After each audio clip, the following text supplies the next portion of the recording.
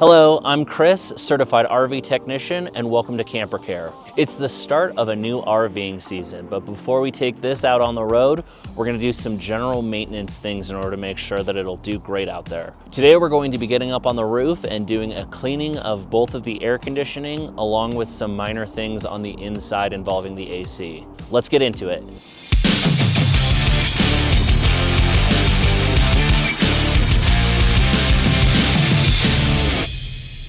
Here we are up on the roof of the RV. We're gonna start at the rear unit just because it's closer. We're gonna start by taking out these screws up front here. Fortunately, they're just Phillips head screws. On this Dometic unit, there are 2 screws at the front and 2 in the back. Now with all of the screws out, we can simply lift the top off. And here is our air conditioning unit, and as you can see, there is a bird's nest inside of there.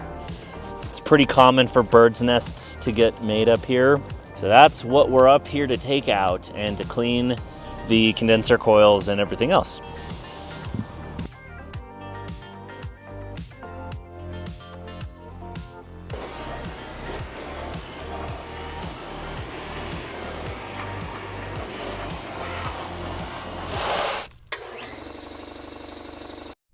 All right, so now we've cleared away the bird's nest that we found up inside of here. I'm gonna walk you through some of the major components just in case you're interested or curious. Right here, we have the compressor. This is what's going to be moving the refrigerant through the lines. This is the filter dryer. Over on this side, we've got the condenser blower wheel, which is on a motor that is connected also to the evaporator blower wheel. On this coil back on this side is the condenser coil, which we're about to clean. Then we'll open up this foam area and expose the evaporator coil, which is what's facing inside the RV. Let's start by cleaning the condenser coil. So our condenser coil is not particularly dirty, but it's still a good idea to clean this about once a year just to maintain it. I've got a new Calgon condenser cleaner. This is more for residential units, but it will work perfectly fine up here. The one thing which is notable about this one is you will need to rinse it. So I've got a bottle of water up here, but I'm gonna first spray it down and clean off as much as I can of the condenser coils.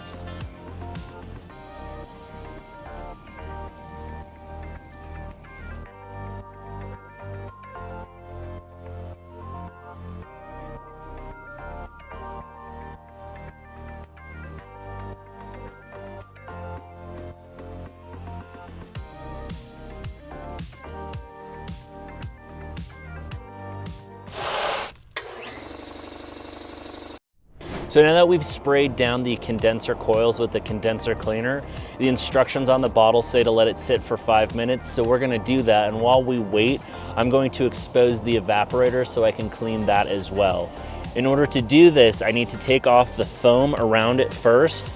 Be very careful when doing this because since it's been sitting up in the different kinds of weather, it tends to get really brittle and can break very easily. So just be really cautious when taking it apart.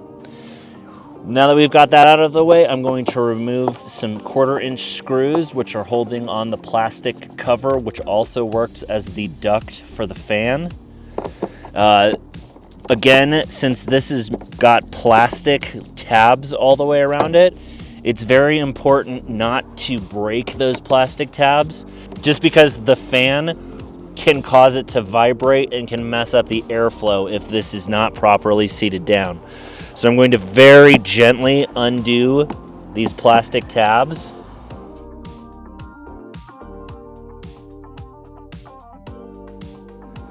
All right, now that we've got all those out of the way, I'm going to lift the housing off. And there is the evaporator fan motor and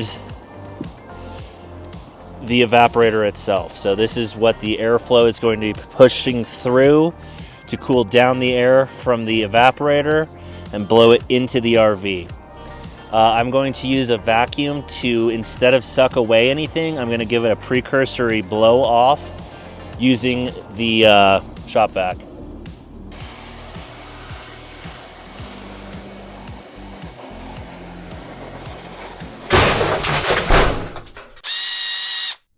Now that we've blown away most of the dust and debris, we're gonna deep clean it with some no rinse evaporator foam.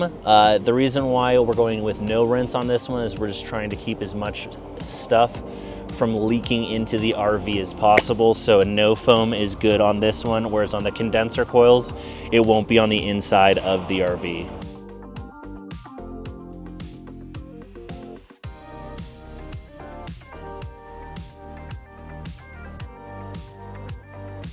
So now that 5 minutes has passed, I'm going to rinse off the coil, but first off, I'm just going to allow this to air dry a little bit. So I'm just gonna spray this whole thing down with water in order to rinse it away.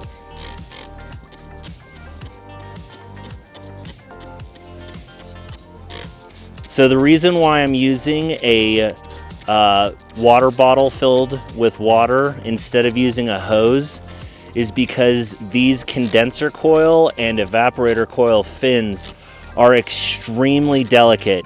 And if they get squished or crushed, it can create problems as far as airflow through the condenser coil. So rather than risking it using higher pressure and a more consistent amount of water, I would rather just use a hand spray bottle in order to keep from damaging any of the fins, which can cause problems with cooling if the fins get crushed too much.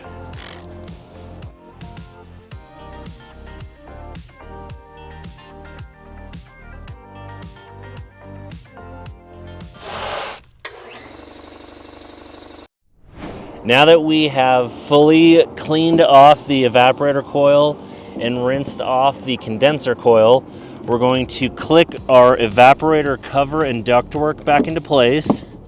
Make sure that we don't get any of the wires pinched inside there. Line everything up.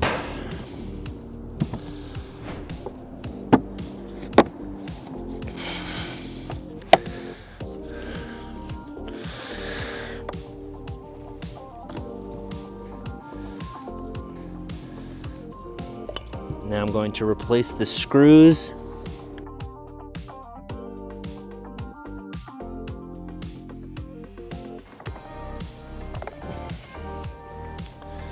Now it's time to put the housing insulation back on.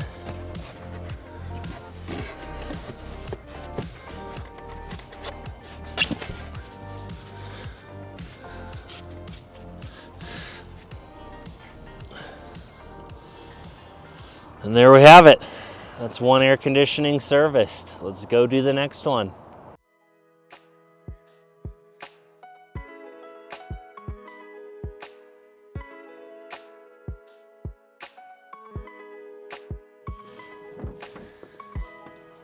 No bird's nest. Hooray!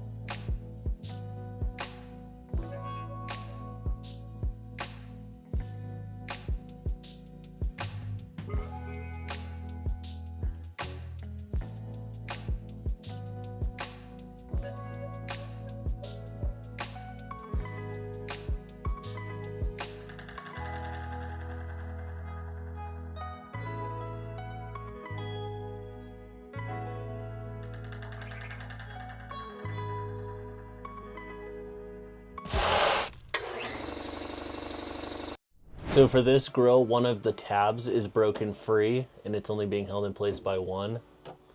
So I'm going to take down the filter assembly. It's a little dirty, so I'm just going to shake it out a little bit. Remove some of the dust on there.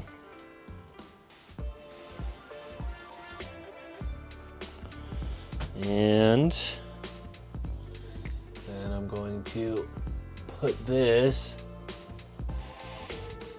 new one back in place.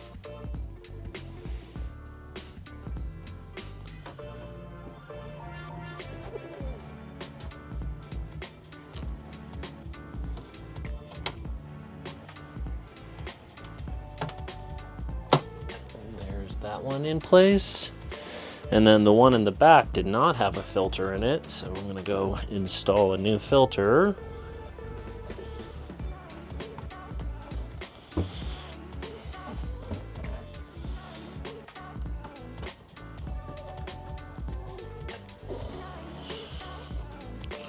Pulling that down, placing the new filter in there.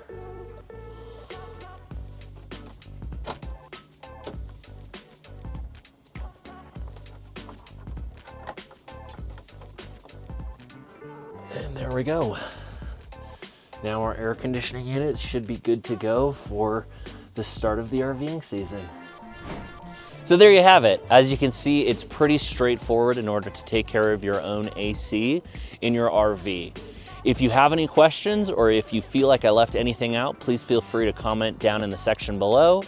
And as always, if you choose to, please feel free to like and subscribe. Thanks so much for watching. We'll see you on the next one.